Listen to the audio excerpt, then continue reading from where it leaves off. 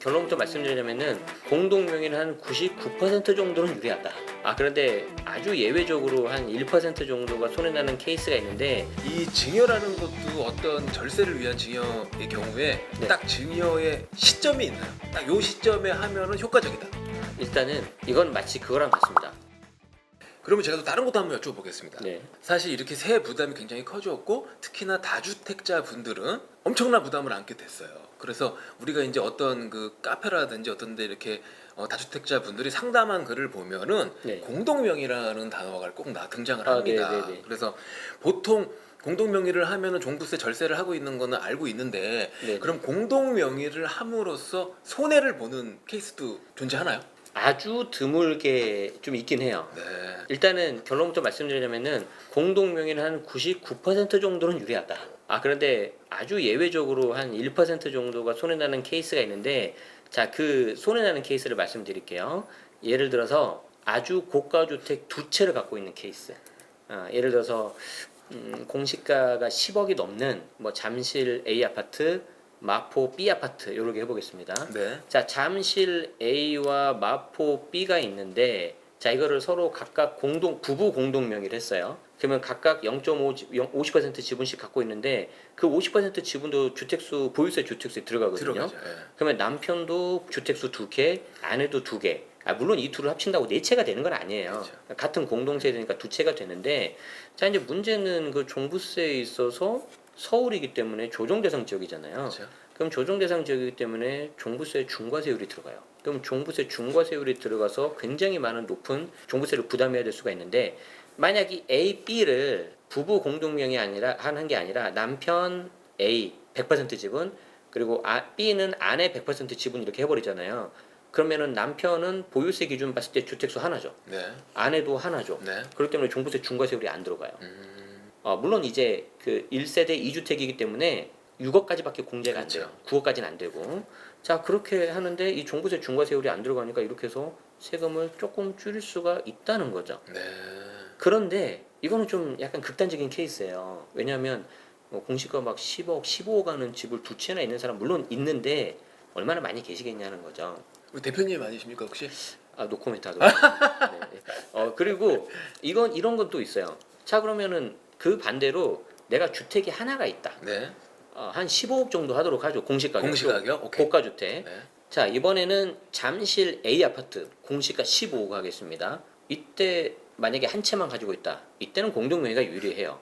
왜 그러냐면 올해부터 공동명의를 1세대 1주택 한 채를 갖고 있잖아요. 그러면은 공동명의였을 때 뭐 남편 6억, 아내 6억에서 총 12억 공제되는 건 당연한 것이고, 그 외에 단독명의면은 6억에서 추가 3억에서 9억까지 공제가 되고, 또 추가로 고령자, 장기보유 세액 공제가 가능하거든요. 그렇죠. 이걸 내가 선택할 수가 있어요. 그러면은 공동명의를 하면은 나한테 선택권이 있는 거고, 단독명의는 선택권 자체가 없고, 이걸 시뮬레이션을 돌려보면요, 공시가가 20억이 넘기 전까지는 웬만하면 공동명의가 좋아요. 근데 아까 15억이라고 했잖아요. 네, 네. 괜찮아요. 네. 그리고 또 하나, 나중에 이 집을 팔 때 비과세라 하더라도 실거래가 9억 초과분은 세금이 나오거든요. 그렇죠. 그 경우에 있어서 공동명의를 해야지 양도세도 준다. 그렇기 때문에 이거는 공동명의가 유리하고, 아까 말씀드린 것처럼 고가주택을 좀 여러 채를 가지고 있으신 분들은 한번 시뮬레이션 돌려봐야 되는데, 이거는 단독이 그래도 유리하다 이렇게 딱 단정 지으면 안 되고 좀 세무상담 받으셔가지고 시뮬레이션 돌려야 되고, 또 하나 단점, 공동명의가 불리한 또 하나 단점. 자, 예를 들어서 상상을 해보세요. 남편이 직장을 다니고 있어요. 자, 아내가 남편 밑에 있는 피부양자라고 가정하겠습니다. 네. 그리고 이제 이 부부는 자기 실거주 집이 하나 있고, 이분들이 이제 노후 대비 뭔가 사업을 해야 되는데 할 줄 아는 게 없어서 열심히 모은 저축한 돈으로 집을 하나 사서 이걸로 임대 사업을 했다고 할게요. 네. 주택임대 사업을 한 거죠. 뭐 지금 정부에서 아파트는 막았지만 빌라, 다세대 이런 건 가능하단 말이에요. 그런데 이 사람들도 나중에 양도세를 생각을 하니까 공동명의가 유리하다고 생각을 해서 그 등록하려고 하는 임대주택을 공동명의로 한 거예요. 자, 그럼 공동명의에 남편하고 아내 2명 이름이 들어가죠. 네. 자, 그러면 아내가 피부양자인데 사업자 이름 들어가니까 일단 사업자로 된 거예요. 네. 2019년부터 2천만 원 이하 주택임대소득 전면 비과세가 폐지가 됐어요. 네. 자, 그럼 여기에 대해서 세금 나오잖아요. 네. 세금 1원이라도 나오면 피부양자 자격 박탈이에요. 그렇죠. 자, 그러면은 그 아내 명의로 된 주택, 뭐 자동차, 뭐 월세 이런 거 전부 다 들어가서 지역가입자 돼가지고 오히려 세금은 좀 줄일 수 있지만 건보료에서 꽤 많은 건보료가 나올 수 있다. 그럼 그것 또한 어떻게 보면은 시뮬레이션을 통해서 내가 네네. 줄이는 세금과 네네. 그다음에 지역 가입자로 돼가지고 부담하는 건강보험료 네네. 이런 것들을 비교할 필요도 있겠네요. 비교할 필요도 있지만 자 보세요. 현실적으로 내가 만약에 노후 대비를 하기 위해서 임대 사업을 해가지고 좀 월세를 받겠다 하시는 네. 분들은 그 임대하는 집이 보통 하나는 아니에요. 네. 좀 규모가 작더라도 좀 여러 채를 하시려고 한단 말이에요. 그래야지 월세가 나오고 좀 해야지 좀 생활비가 좀 되니까. 만들어지죠 수입이. 예. 근데 그게 전부 다 들어가면요.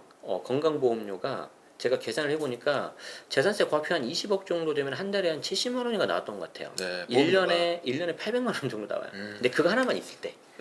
그러면 다른 거 뭐 자동차 뭐 좀 있거나 그러면은 이제 돈 1,000만 원 나갑니다. 그렇겠네요.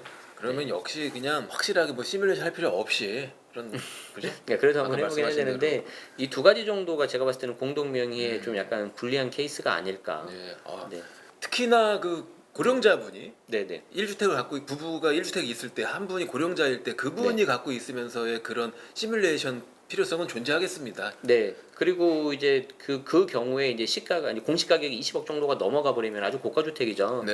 이 경우에는 이제 좀 공동명의일지 단독명의일지 약간 좀 이게 달라질 수가 있기 예. 때문에 근데 그렇다고 우리가 쉽게 이렇게 명의를 바꿀 수가 없어요. 그렇죠. 왜냐하면 취득세 취득세가 또 부담하죠. 나가니까 네. 그래서 좀 어렵습니다, 사실. 그럼 보면 결국에는 네. 주택 가격이 너무 많이 상승함으로 인해서 네네. 이런 고민들도 같이 상승이 된 것 같아요, 그죠? 많이 많아진 것 같아요. 그런데 사실은 이제 말씀하신 것처럼 주택 가격 상승도 가장 큰 요인인데 이제 저는 더 문제가 뭐라고 생각을 하냐면 이제 정부가 작년에 공시가격 현실화율 로드맵 발표해가지고 90%까지 땡기겠다. 네. 좋은데 그때 발표했던 것 중에 하나가 이거를 투명하게 하고 기준을 명확하게 하겠다. 깜깜이에서 벗어나겠다고 했는데 그렇죠. 사실 지금 계속 지자체에서 욕을 하면은 기준이 안 나오고 있단 말이에요. 네네.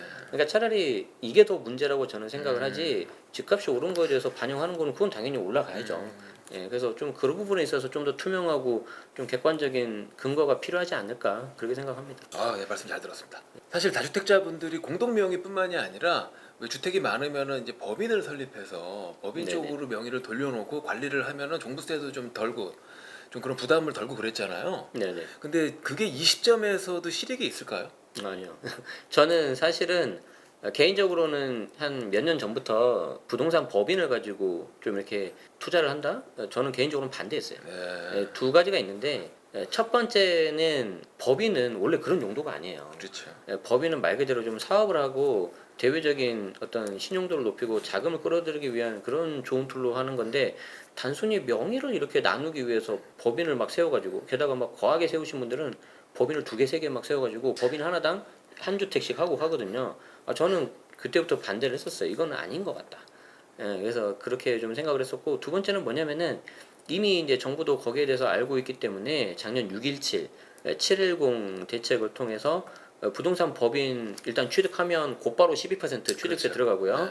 종부세는 뭐 3% 6% 단일 세율 들어갑니다. 물론 여기에 대한 이슈는 있어요. 이 권리와 의무의 주체가 다른 개인과 법인을 어떻게 동일시하느냐 이슈가 있는데 그건 나중에 차지하고서라도 그런 부분에 있어서 굉장히 좀 수익률이 나지 않고 그리고 이제 양도세 부분에 있어서도 추가 법인세 나기 때문에 저는 그런 식으로 해서 관리하는 거는 좀 이렇게 맞지는 않은 것 같다. 저는 그렇게 생각합니다. 네, 말씀 잘 들었습니다. 결국에는 법인 쪽으로 하는 건 이제는 그 효과적이지 않다. 이제는 이렇게 말씀해 주셨고요. 네.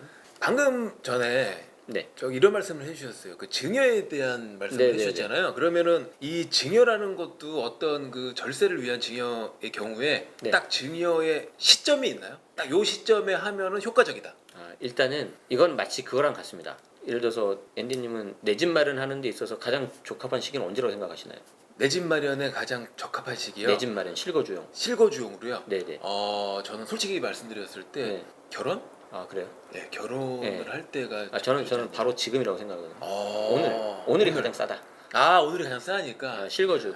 증여도 똑같다고 생각합니다. 네. 증여도 지금 바로 하시는 게 가장 쌉니다. 그런데 이제 좀 더 구체적으로 들어가면 일단 올해 공시가격 확정이 4월 아마 28일인가 그때 네네. 정도 나요. 그렇기 때문에 그 확정되기 전에 하시는 게 가장 좋고요. 더 싼 공시 가격이 적용되기 때문에. 그렇죠.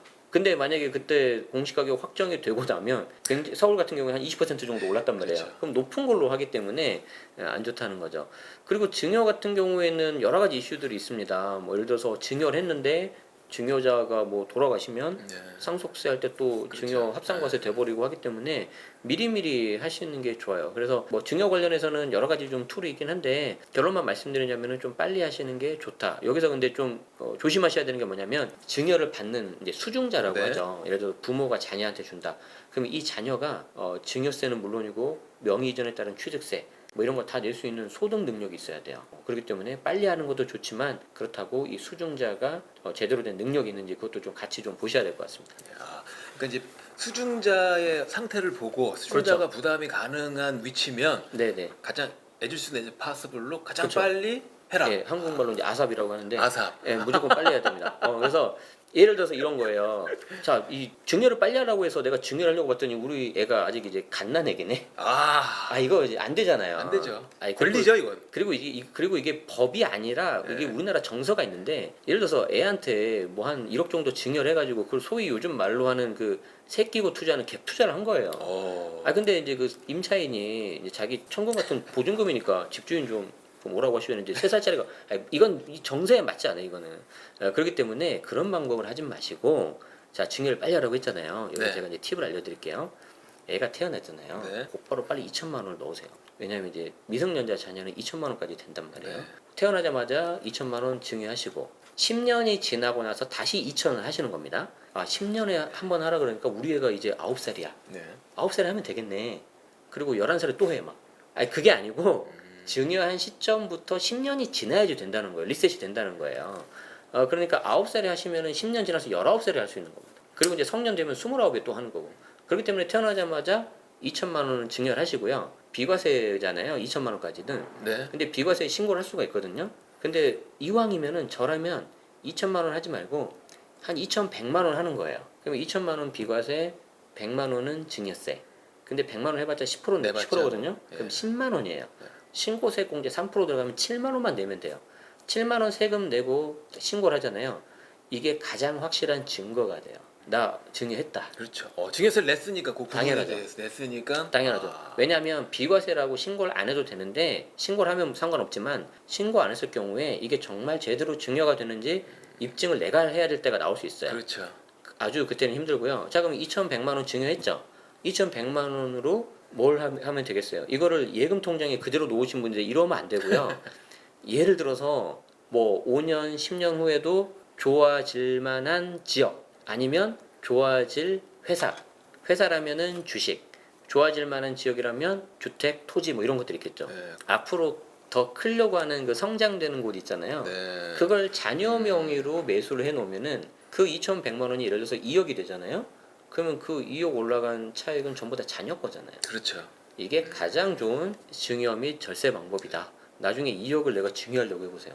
힘들죠. 세금도 많이 내야 되고요. 그럼요. 예. 지금 말씀을 들으니까 우리 제네시스 파악님께서 네, 하시는 말씀이 유대인들이 자녀들한테 그래요? 이렇게 해주는 그런 네, 방법하고 네. 되게 비슷한 것 같아요. 네. 그쪽 분들도 이렇게 주식이라든지 네, 그런 거를 투자를 하게 해서 세월이 가면 네. 커져 있잖아요. 네, 네. 그런 식으로 해야지 현금을 들고 있으면 안 된다 이렇게 생각하시는 분들이시거든요. 네네네. 굉장히 일맥상통합니다. 네, 그래서 지금 빨리 자녀 명의 통장을 만드시고 거기에다가 돈을 증여하시고 증여세 신고 잘 하시고 그걸로 이제 좋은 곳에 투자하시고 그냥 묻어두시면 되겠습니다.